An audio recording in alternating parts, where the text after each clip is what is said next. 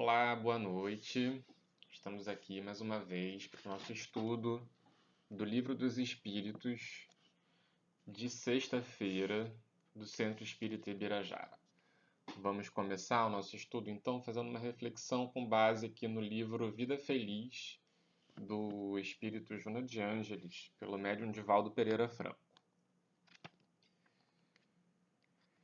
Refreia os impulsos que procedem dos instintos desgovernados e age sob o comando da razão.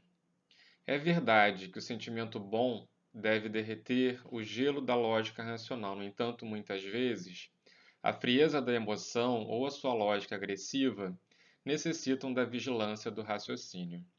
Cérebro e coração devem andar juntos, proporcionando as vantagens do equilíbrio e do comedimento em favor de uma vida sadia. Ouve com sentimento e age com a razão, dosando bem a participação de cada um. Muito bem, Joana sempre nos ensinando. Fechar então os nossos olhos para fazer uma prece, pedindo a proteção dos mentores amigos da Casa de Ibirajara. Deus nosso Pai, Mestre Jesus, mentores, amigos da Casa de Ibirajara, mentores, doutores dos nossos corações, em que estamos, Senhor, mais uma vez unidos em Teu nome, para podermos estudar a doutrina dos Espíritos, podermos refletir sobre a nossa verdadeira natureza e estarmos, Senhor, mais em contato contigo. Proteja no nosso intento de mais servir, orienta-nos para apreender as lições da forma mais proveitosa possível. Pedindo então permissão aos mentores, damos por iniciado o nosso trabalho na noite de hoje. Pessoal, a gente está recomeçando, o estudo do Livro dos Espíritos. Terminamos um ciclo, estamos começando de novo. Então, o objeto do nosso estudo hoje é a introdução do Livro dos Espíritos, itens 2 e 3. Então, em palavras bem rápidas, nessa introdução do Livro dos Espíritos, nesse primeiro momento, Kardec tem duas preocupações, basicamente, que são preocupações com as quais a gente vai ver como ele se deteve agora. Uma de definições, de trabalhar com os conceitos espíritas básicos, e dois, refutar objeções que, porventura, pudessem surgir contra a doutrina espírita. No item 1, então, da introdução, ele faz aquela famosa reflexão sobre a necessidade de se ter uma nova palavra para definir o adepto daquela doutrina, para definir a doutrina e o adepto da doutrina,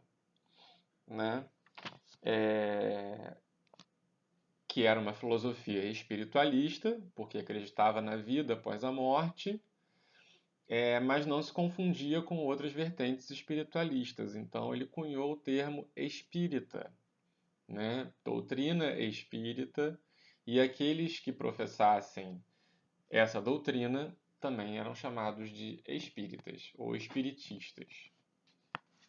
Então,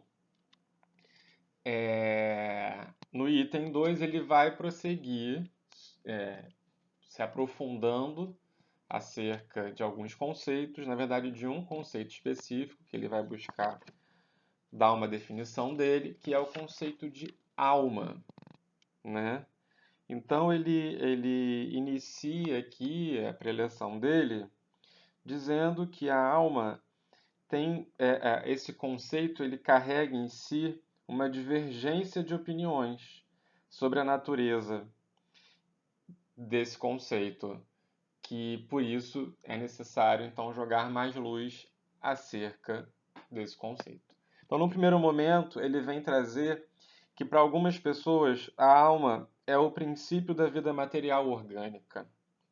Não tem existência própria e se aniquila com a vida. Ou seja, é uma visão completamente materialista do conceito de alma, né? Como se existisse uma força vital, mas que existia somente com a existência do corpo. Quando o corpo perecesse, também a alma pereceria, né? Então, segundo essa concepção, a alma ela seria um efeito, né, da existência do corpo, seria uma decorrência da existência do corpo e não uma causa. Depois, ele segue para uma outra análise em que ele coloca que algumas pessoas pensam que a alma é o princípio da inteligência, agente universal do qual cada ser absorve uma certa porção, como se existisse uma mônada superior que, quando o espírito nascesse na Terra, ele vinha proveniente dessa mônada, encarnava e depois que morria, puf, voltava lá para esse todo universal. Segundo esses, não haveria em todo o universo senão uma só alma a distribuir centelhas pelos diversos seres inteligentes. E aí ele coloca que esse tipo de concepção é uma simples variante do panteísmo, né? É quase como se nada subsistisse depois que o corpo perecesse, porque a alma, o indivíduo perderia sua individualidade e retornaria a esse todo coletivo, né? E aí, depois de introduzir esses dois conceitos, ele coloca assim: segundo outros, finalmente, a alma é um ser moral, distinto, independente da matéria, que conserva sua individualidade após a morte.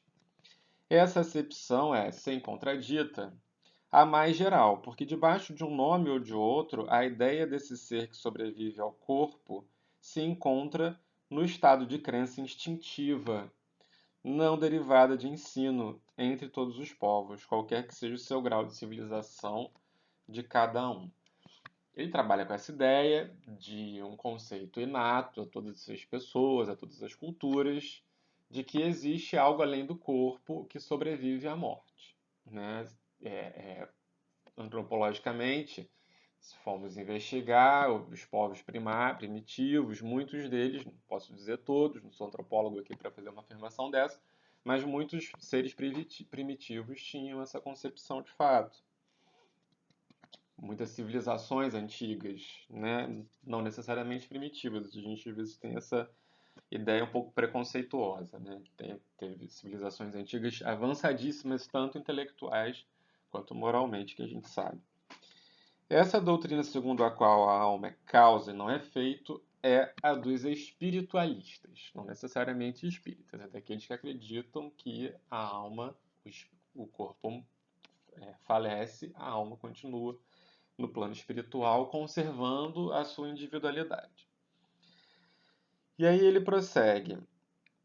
A questão aí é a gente ter um termo só para qualificar três situações, né? Três conceitos, um significante, perdão aí pela imprecisão conceitual, mas é você ter uma mesma palavra para designar três situações distintas. É isso que eu queria dizer. Fui tentar resgatar aí uns conceitos de comunicação, me confundi, perdão. Perdão a quem for da área. E aí então ele passa a fazer uma distinção conceitual para dizer o seguinte: desses outros fenômenos que as pessoas chamam alma, eu vou dizer o seguinte: existe o princípio vital. O princípio vital é o princípio da vida material orgânica. Qualquer que seja a fonte de onde promane, princípio esse comum a todos os seres vivos, desde as plantas até o homem. pois que pode haver vida com exclusão da faculdade de pensar, o princípio vital é coisa distinta e independente. A palavra vitalidade não daria a mesma ideia. Para uns, o princípio vital é uma propriedade da matéria, um efeito que se produz achando-se a matéria em dadas circunstâncias. Segundo outros, e esta é a ideia mais comum, ela reside em um fluido especial, universalmente espalhado e do qual cada ser absorve e assimila uma parcela durante a vida, tal como os corpos inertes absorvem a luz. Esse seria, então, o fluido vital, que, na opinião de alguns, em nada difere do fluido etérico animalizado, ou do qual também se dão os nomes de fluido magnético e fluido nervoso. Essa ideia de fluido, ela é uma ideia da ciência daquele período que Kardec estava estudando, tá? Ela vai se repetir bastante no decorrer da obra do Livro dos Espíritos, mas se aproxima a uma ideia do que a ciência contemporânea chama de energia, tá? Tem algumas diferenças, mas que eu não vou entrar em detalhes agora, precisaria até me aprofundar um pouco mais no estudo para trazer, mas fiquem com essa informação, tá? Então ele traz essa ideia do princípio vital, ou do fluido vital, ou do fluido magnético, ou fluido nervoso. Né? O Kardec ele era proveniente de uma escola que proclamava a existência de um magnetismo animal, de um fluido magnético que os seres vivos, orgânicos, humanos, poderiam emanar, né? E aí ele prossegue aqui nas explicações dele, falando o seguinte: seja como for, um fato há que ninguém ousaria contestar, pois que resulta da observação. É que os seres orgânicos têm em si uma força íntima que determina o fenômeno da vida, enquanto essa força existe. Que a vida material é comum a todos os seres orgânicos e independe da inteligência e do pensamento. Que a inteligência e o pensamento são faculdades próprias de certas espécies orgânicas. Finalmente, que entre as espécies orgânicas dotadas de inteligência e de pensamento, há uma dotada também de um senso moral especial que lhe dá incontestável superioridade sobre as outras à espécie humana. Né? Então, ele fala assim: concebe-se que, como uma acepção múltipla, o termo alma não exclui o materialismo e nem o panteísmo. O próprio espiritualismo pode entender a alma de acordo com uma ou outra das duas primeiras definições. O próprio espiritualismo pode entender a alma de acordo com uma ou outra das duas primeiras definições, sem prejuízo do ser imaterial, distinto, a que então dará um nome qualquer. Então, o que ele está dizendo aqui? Independentemente da corrente espiritualista que você adotar, é possível que você abarque no termo alma tanto o conceito materialista como o conceito panteísta. E que, além do conceito materialista do conceito panteísta, ele está falando que existe um ser que tem dotado de um senso moral especial, que esse tipo, essa instância, ela também deve ser considerada quando nós falamos do conceito de alma, tá? E aí ele conclui: evitar-se-ia igualmente a confusão, embora usando-se do termo alma nos três casos, desde que se lhe acrescentasse um qualificativo especificando o ponto de vista em que está colocado, ou a aplicação que se faz da palavra. Essa teria, então, um caráter genérico, designando ao mesmo tempo o princípio da vida material, o da inteligência e o do senso moral, que se distinguiriam mediante um atributo, como os gases, perdão, por exemplo, que se distinguem aditando ao termo genérico as palavras hidrogênio, oxigênio ou azoto. Poder-se-ia assim dizer, e talvez fosse o melhor, a alma vital, indicando, assim, o princípio da vida material, a alma intelectual, o princípio da inteligência, e a alma espírita, o da nossa individualidade após a morte. Como se vê, tudo isso não passa de uma questão de palavras, mas questão muito importante quando se trata de nos fazermos entendidos. Se eu estou apresentando uma nova doutrina, eu tenho que me municiar das palavras que existem para atribuir a elas significados que eu quero transmitir na minha nova doutrina, e eu tenho que explicar o uso que eu estou fazendo desses vocabulários, né? Então é isso que ele está dizendo aqui. De conformidade com essa maneira de falar, a alma vital seria comum a todos os seres orgânicos, plantas, animais e homens. A alma intelectual pertenceria aos animais e aos homens. A gente vai ver mais para frente no estudo do Livro dos Espíritos que, segundo os espíritos e Kardec, o instinto animal ele é uma forma de inteligência rudimentar, né? Por isso ele está falando, está colocando aqui os animais nesse mesmo balaio dos homens quando ele está qualificando a alma intelectual. E a alma espírita somente ao homem, né? Então, feito essa explicação, essa fixação de conceitos, Kardec passa agora a estudar um outro ponto. Mas antes, na verdade, também, só para contribuir para o debate, a gente tem que lembrar que lá na pergunta 134 do Livro dos Espíritos, ele pergunta para os espíritos: que é a alma? E aí os espíritos respondem: um espírito encarnado. Aí ele continua: se perguntar: que era a alma antes de se unir ao corpo? Os espíritos respondem: espírito. Se pergunta B: as almas e os espíritos são, portanto, idênticos, a mesma coisa? Resposta: sim. As almas não são, senão os espíritos. Antes de se unir ao corpo, a alma é um dos seres inteligentes que povoam o mundo invisível, os quais temporariamente revestem um invólucro carnal para se purificarem e esclarecerem. Então, uma outra concepção também que ele vai desenvolver depois é essa ideia de que alma, para o Espiritismo, é o espírito encarnado, entendeu?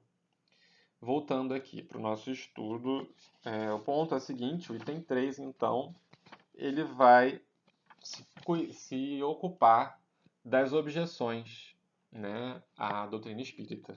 E ele volta, então, lá para o começo do fenômeno das mesas girantes.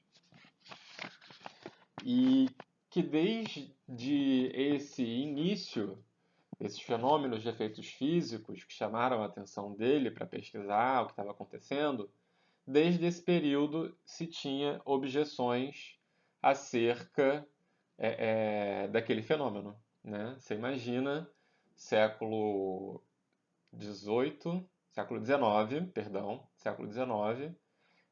aquele cientificismo exacerbado, né? A igreja disputando o poder ali com a ciência, né?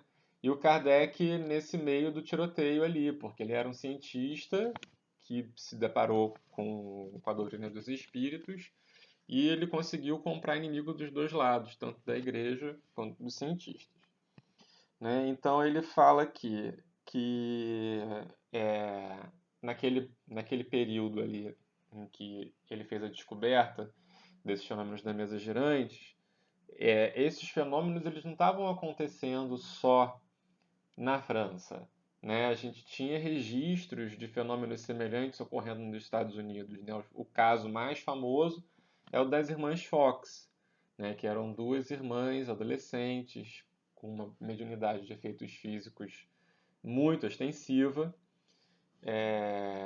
que elas, muito crianças, foram morar numa casa em Hydesville, periferia, eu acho, do estado de Nova York, e começou a ter vários movimentos, barulhos, objetos caindo e situações bem casa mal assombrada mesmo. E foi se percebendo que, na verdade, aquilo não era uma coisa aleatória, né? Que quando elas começaram a dialogar com essa força começou a dialogar com elas de volta, a obedecer comandos. E aí a questão foi se desenrolando e elas se tornaram famosas, assim, porque levaram isso para ser divulgado num, num movimento muito de curiosidade, né, circense quase, e isso era muito comum nessa época, né? Se a gente pegar filmes, séries que retratem esse período, a gente vai ver muito isso, ao mesmo tempo que a gente tinha ciência avançando em muitos aspectos, na descoberta, no uso da eletricidade, das máquinas a vapor,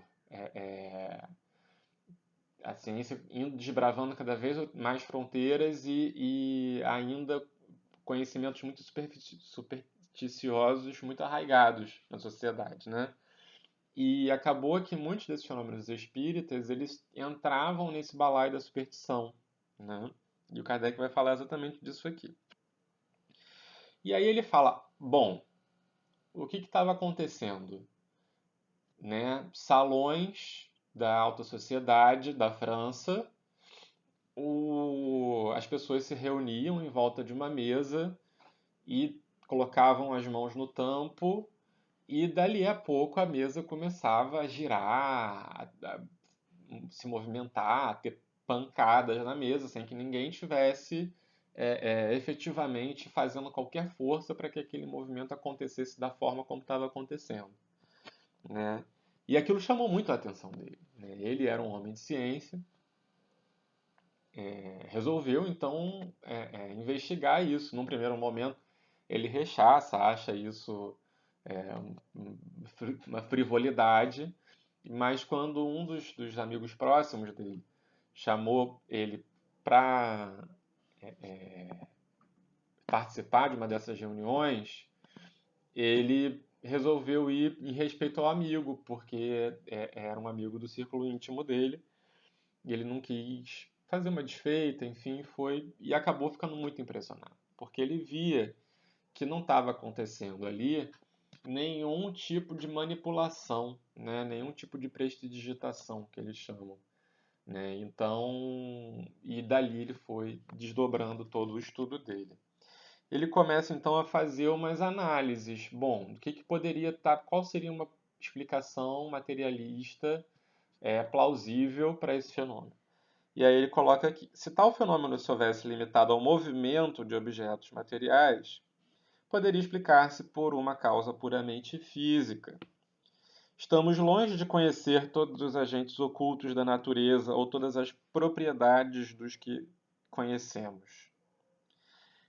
Assume ali a ignorância dele e o quanto a ciência, naquele tempo, tinha uma certa limitação, como sempre vai ter. Até hoje a ciência tem as suas limitações. A gente vai progredindo o conhecimento humano e algumas coisas que eram tidas por verdades antes, verdades científicas em tempos anteriores, passam a ser olhadas como coisas ultrapassadas, enfim, a ciência vai avançando. E ele tem essa concepção, Kardec, que a ciência não é algo imutável, ela também vai acompanhando o progresso social, né, e moral da sociedade.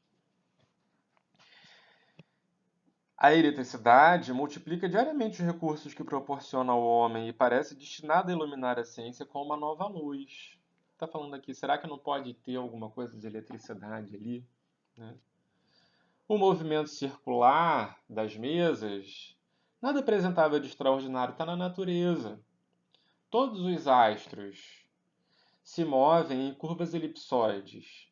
Poderíamos, pois, ter ali um ponto menor, um reflexo do movimento geral do universo, ou melhor, uma causa, até então desconhecida, produzindo acidentalmente, com pequenos objetos, em dadas condições, uma corrente análoga à que impele os mundos.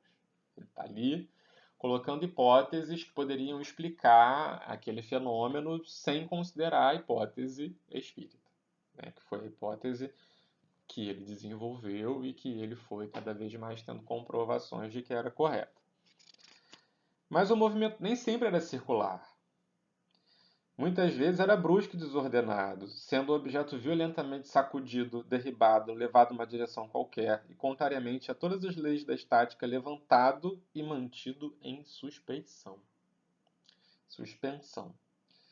Tu imagina isso, a mesa daquelas madeiras pesadas do século XIX, né, sendo sacudida, levada, levantada, suspensa no ar. Que loucura que não era isso. Ainda que nada haveria se não pudesse explicar pela ação de um agente físico invisível. Não vemos a eletricidade deitar por terra edifícios, desarraigar árvores, atirar longe os mais pesados corpos, atraí-los ou repeli-los. Magnetismo, né? Também eletromagnetismo. Os ruídos insólitos, as pancadas, ainda que não fossem um dos efeitos ordinários da dilatação da madeira ou de qualquer outra causa ocidental, podiam muito bem ser produzidos pela acumulação de um certo fluido oculto. A eletricidade não produz formidáveis fluidos, ruídos. Até aqui, como se vê, tudo pode caber no domínio dos fatos puramente físicos e fisiológicos. Sem sair desse âmbito de ideias, já ali havia, no entanto, matéria para estudos sérios e dignos de prender a atenção dos sábios. E por quê que não se aprofundou nesses estudos? Né? Porque o movimento não foi mais amplo. Aí o Kardec fala por puro preconceito. Né? Isso é uma leitura minha, não está escrito aqui. Tá? É penoso dizê-lo, mas o fato deriva de causas que provam, entre outras mil outras semelhantes, a leviandade do espírito humano. A vulgaridade do objeto principal, que serviu de base às primeiras experiências, não foi alheia à indiferença dos sábios, que influência não tem tido muitas vezes outra palavra sobre as coisas mais graves. Foi porque o fenômeno ocorria com mesas em reuniões frívolas, em algumas reuniões frívolas, em muitas reuniões sérias, que inclusive foi a reunião que deu origem ao primeiro contato de Kardec com esse fenômeno das mesas girantes. Então, ele coloca aqui e algumas pessoas ainda falam assim, mas isso é muito passível de fraude, né? A gente tentou pesquisar de algumas formas e as respostas não vinham de acordo com o que a gente esperava. Fazer ciência é exatamente isso, né? Quando você se envolve, quem já se envolveu numa pesquisa científica sabe, às vezes a gente começa com uma pergunta, com uma dúvida, com uma inquietação e vai investigar, e a gente já tem alguma hipótese pré-concebida, a gente vai investigar e a gente descobre que a coisa é completamente diferente daquilo que a gente estava pensando, né?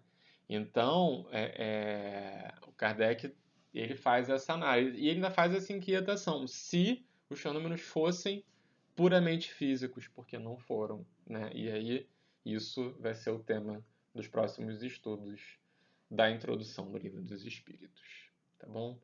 Muito obrigado a vocês por esses momentinhos. Foi muito legal trazer um pouquinho desse histórico do Espiritismo. Eu acho muito importante, muito interessante ao mesmo tempo, né? Então vamos fechar aqui o nosso estudo fazendo uma prece.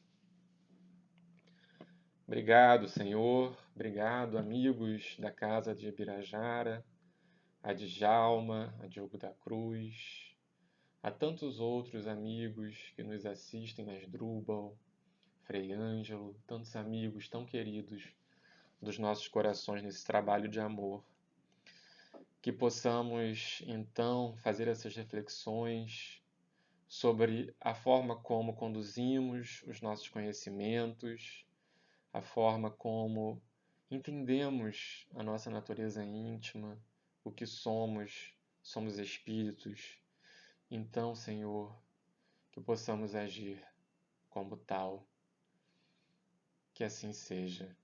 Graças a Deus.